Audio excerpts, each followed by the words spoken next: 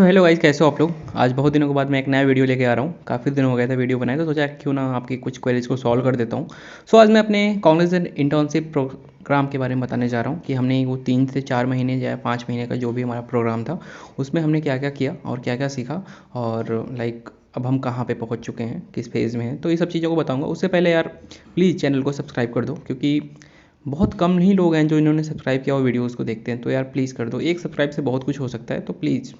अब बताने जा रहा हूँ कि हम थर्ड सेमेस्टर में थे, हमारा प्लेसमेंट हो चुका था और हम खुश थे, ऑब्वियस है, और हम ऑफर लेटर का वेट कर रहे थे। फाइनली हमें दिसंबर लास्ट में हमें मेल आता है कि हमारी ऑनबोर्डिंग होने वाली है, और हमें ऑफर लेटर भी आ चुका था जिसमें सब कुछ डिटेल में था, और हमें बताया गया था कि 8 जनवरी से हमें ऑनबोर्ड किया जाएगा। हमको ढेरों मेल्स आने लगी थी, बहुत सारे सेशंस हमारे लगाए जाने थे, तो बहुत ही हेक्टिक शेड्यूल हो गया था।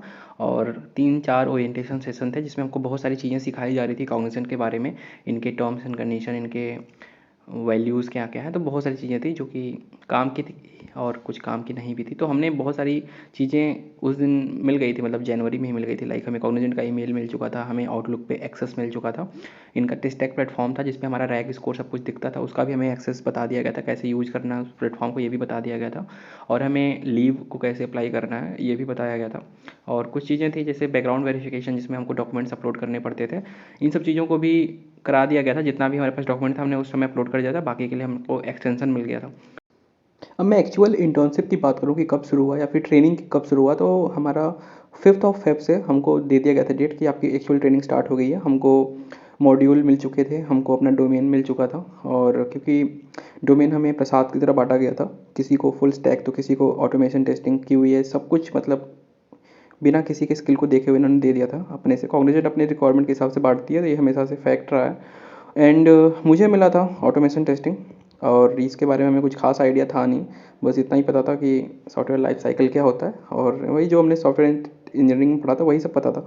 तो सब में यही कन्फ्यूजन था यार कि ये कैसे स्टार्ट होगा, क्या क्या पढ़ाया जाएगा, ट्रेनिंग में कैसे चलने वाला है, हम ट्रेनिंग कंप्लीट कर पाएंगे भी कि नहीं।